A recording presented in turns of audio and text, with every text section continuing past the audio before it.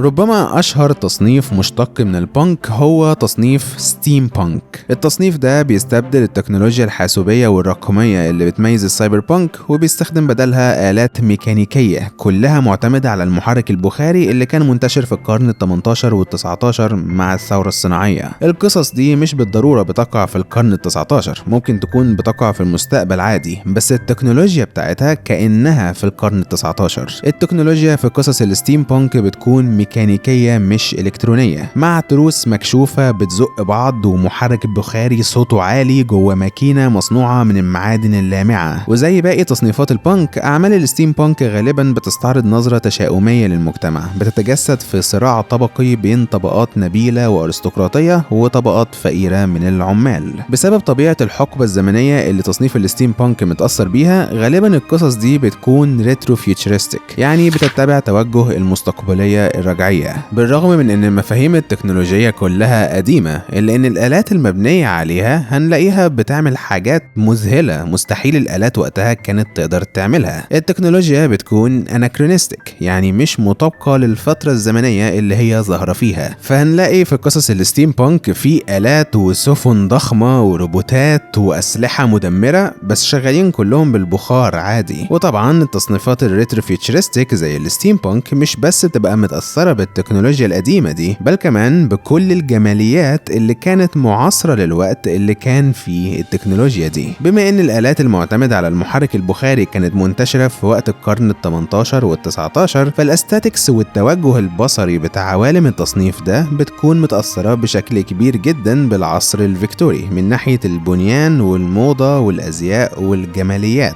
التصنيف ده تم تسليط الضوء عليه في أواخر الثمانينات، وبالتالي برضه في أعمال كتيرة جدا بتتبعه وبتعكس شعبيته المرتفعة.